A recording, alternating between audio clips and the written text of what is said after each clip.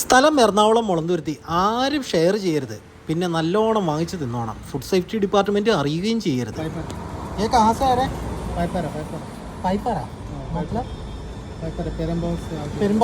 एक कितना है? 1 किलो 100 रुपया.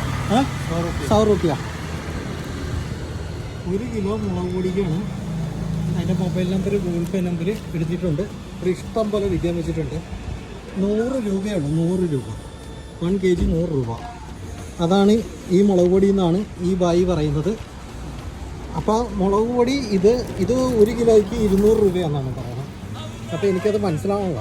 മുളക് ഇതാണ്. ഓണം കാ ഓഫർ ഇतना സസ്ത.